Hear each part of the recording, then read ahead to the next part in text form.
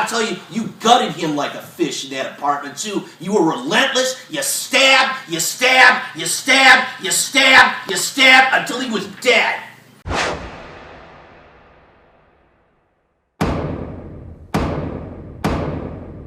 We are charging 26-year-old Courtney Taylor Clenney with 1 count of second-degree murder in Christian's death. According to officials, an OnlyFans model who brutally stabbed her lover in Miami was detained in Hawaii and is likely to be extradited on a charge of second-degree murder. We are charging 26-year-old Courtney Taylor Clenney with 1 count of second-degree murder in Christian's death. I'm told that she was on a remote island. We felt that the prudent thing to do, that the right thing to do, was to go and get her and secure her presence. Rundle characterized the couple's November 2020 relationship as extremely tempestuous and combative. She said that the administration of the building where Clenney and Obumseli resided had recorded many instances of loud disputes and was preparing to remove the couple before Obumseli died. Clenney had evicted Obumseli from their flat in the last week of March, but the pair seemed to reconcile 2 days before his death. Rundle said investigators suspect Obumseli was stabbed between 4:33 p.m. and 4:57 p.m. on April 3rd. He left the unit just after 1 p.m. and returned to the building at 4:32 p.m., according to key fob data. Rundle stated that shortly after, neighbors started phoning building security to report a commotion in their unit, and security phoned police at 4:46 p.m. Clenney made 2 calls to her mother during that time period before dialing 911 at 4:57 p.m. to seek assistance for Obumseli. Christian can be heard in the background of that 911 call, Rundle said. I can't feel my arm. 3101. I can't feel my arm. Defendant Clenney is also overheard saying, Baby, I'm so sorry. Clenney's mother told police she heard her daughter shouting at Obumseli to leave the apartment while she was on the phone with her. Clenney told police that Obumseli grabbed her by the neck and threw her against the wall during an altercation. Then she says he threw her to the ground but allowed her to get up, Rundle said, referring to Clenney's interview. At that point, Clenney went to a kitchen area and got the knife as Christian approached her. She threw the knife at him from a distance of around 10 feet. According to the medical examiner's findings, Obumseli's stab wound was caused by a forceful downward thrust. Rundle said that the chief medical examiner was not convinced that a throw from that distance could have resulted in the fatal stab wound. The police observed no visible injuries which would have corroborated her account, Rundle said. Clenney was arrested by the Hawaii Police Department while in treatment for drug misuse and post-traumatic stress disorder, according to her lawyer, Frank Prieto. Serial killer-obsessed woman who stabbed her on-off boyfriend to death has been jailed for life with at least 23 years in prison. The next story will make you scared of anyone who is obsessed with serial killers. A serial killer-obsessed lady was found guilty of stabbing to death her on-again, off-again partner after planning her alibi using ideas from true crime movies.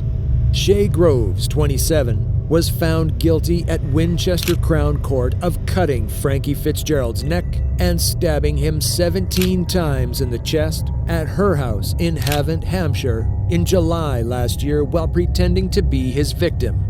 Groves had hung images of serial murderers on her walls, collected books on criminals, including renowned prisoner Charles Manson, and watched real crime documentaries, according to the 5-week trial.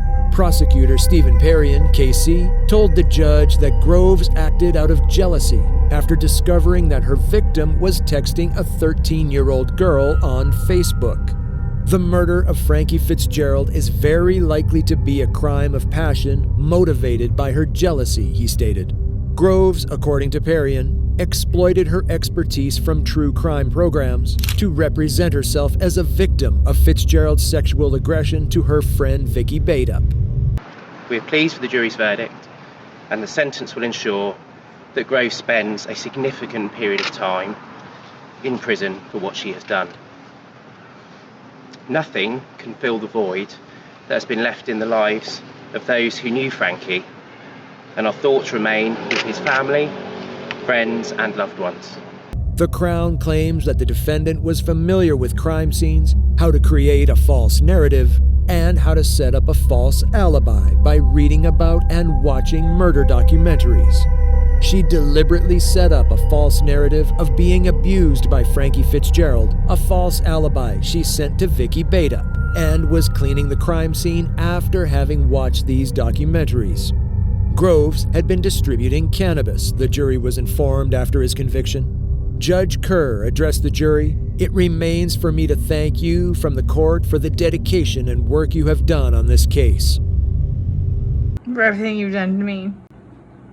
For everything you've done to me. Fuck you. This next case will make you rethink your views about humanity.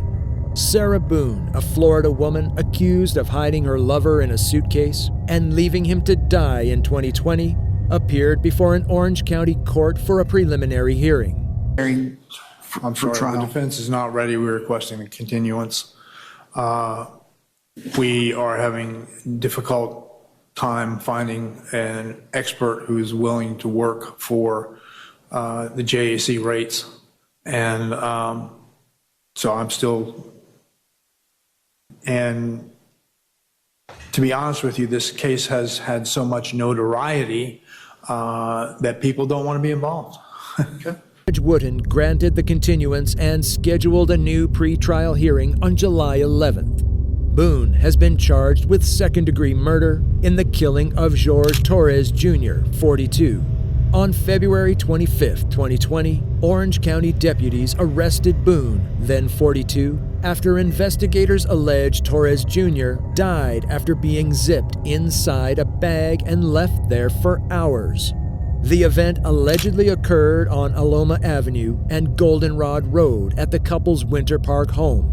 Boone told detectives that she and Torres had been drinking wine and playing hide and seek when she went upstairs and dozed off in her bed.